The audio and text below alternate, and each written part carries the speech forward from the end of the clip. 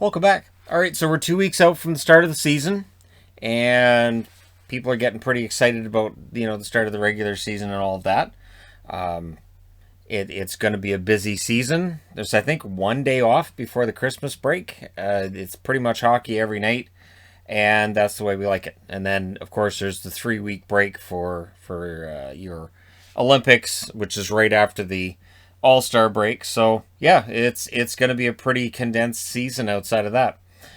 So Evander Kane's making news again. I, I don't know. I don't know how else to put this. So now he's under league investigation, according to Elliot Friedman, for a possible violation of the COVID-19 protocols. So I didn't see a timeline on exactly when or what happened, but you would think since he hasn't been to training camp yet, this would be from last season. It'd have to be from last season, right? And they weren't in the playoffs, so it'd have to be something during the regular season. And again, there's the rumors out there of whether or not players want him in the locker room and whether or not that relationship is soured with his teammates and all of this other wonderful stuff. And yeah, so Evander Kane's in the news yet again.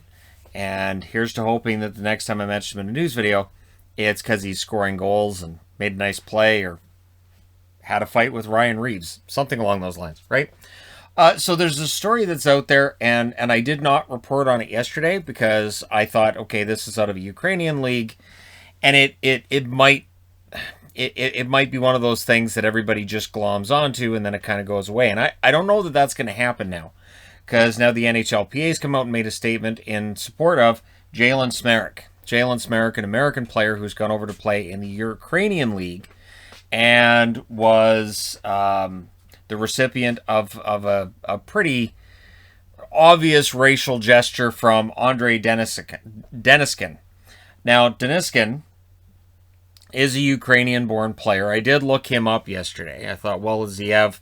And he hasn't been drafted or anything like that. His numbers out of the Ukrainian league have been okay. Like, he's not a fourth-line guy that doesn't get goals or anything. He scores points. I'm not sure what exactly happened on that play, but Deniskin's already come out and apologized for it.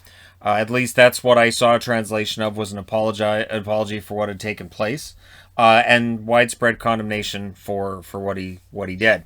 So yeah, he's apparently facing discipline over the incident, but now, just to add that extra wrinkle, Jalen Smerik is taking personal leave. So it may very well be until we see what happens to Deniskin that Smerik's going to just step aside for a bit.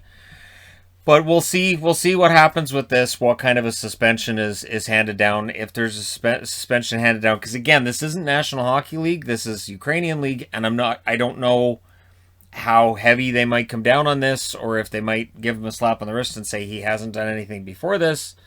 I really don't know. I don't know what they're going to do. But we'll see. So again, I was waiting to see if this was going to maybe blow over or if this was going to be a big deal. And yeah, it's everywhere now. It's been picked up on by the mainstream hockey media. So it's, yeah. The Ukrainian League may see that and maybe that causes them to take more action. But again, we'll see. News out of Vancouver. Travis Hamonic, who is not at camp. He said for personal reasons he was staying away.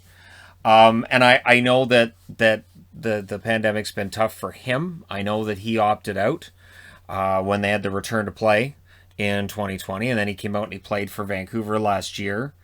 But he talked about the difficulty of that. And then, of course, the team got ill, including himself. And the word out is that he may either opt out of this season, just opt not to play. And there's also out there as a possibility the idea that Hamonic may just retire.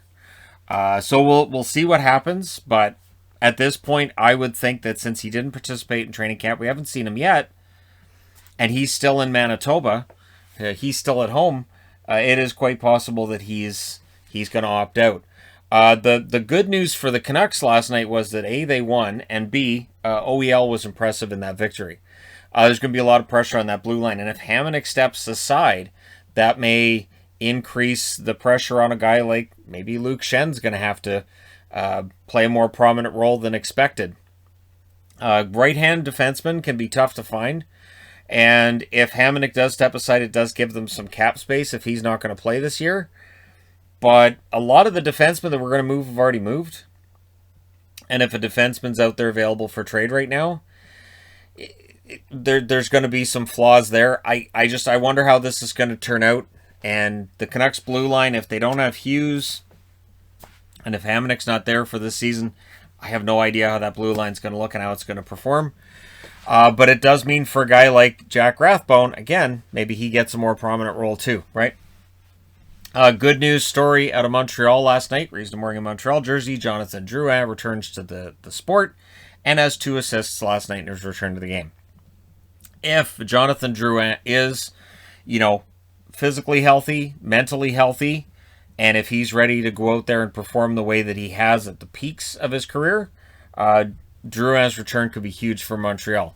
A team that is going to need some offense this year with the losses that they've gone through, and they may need him to play positions he hasn't with Montreal because of some of the roster changes that have taken place.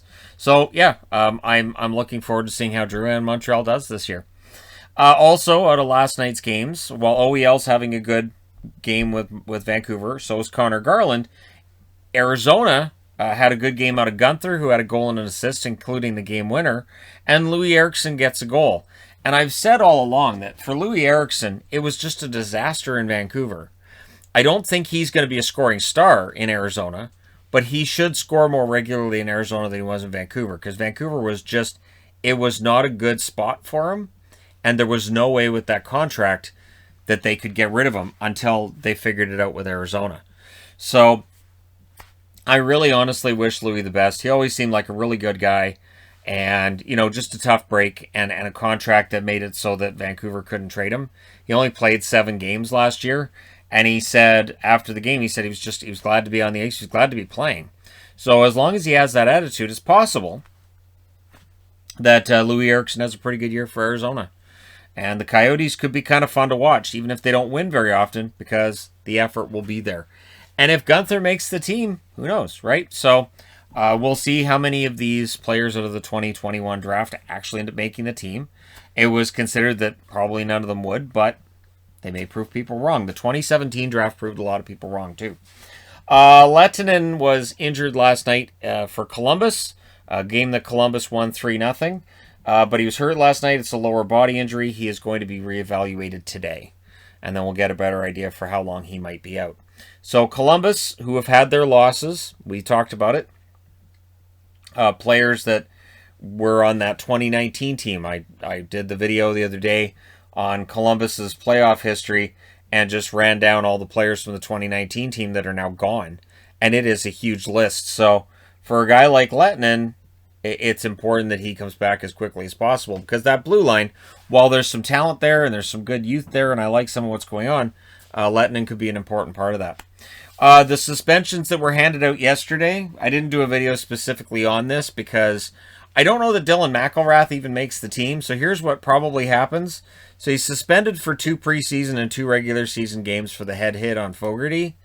I would think that they just keep him on the roster for those first 2 games and then they demote him to the AHL. So he's technically served that suspension then, and then they just send him to the AHL.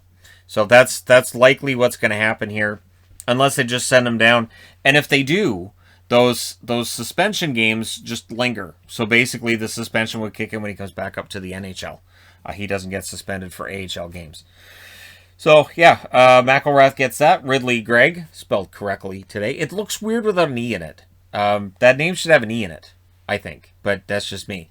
He was suspended 1 preseason and 1 regular season game. And so for Gregg, who looks like should make the team, should be a part of the Sens roster this year. Again, if the plan is not to keep him around, you just have him on your roster for that 1 game and then you send him away. But we'll see what they do. Ottawa's going to be a very interesting team when we get down to the cuts, which are about a week away, and we start seeing, here's how the opening night roster is shaping up. There's going to be some surprises. And for a team like Vancouver, who may be looking for a defenseman, for a team like Edmonton that might be looking for some insurance and goal, that waiver wire Could be a very, very interesting thing to watch this year. Elliot Friedman revealing some dates yesterday as well.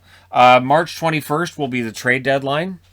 Free agency will be July 13th. So again, this summer we're going to see everything delayed about 2 weeks from where it normally is in any given NHL season. So the draft is July 7th and 8th, and then 5 days later you have free agency, and restricted free agents must sign by December 1st.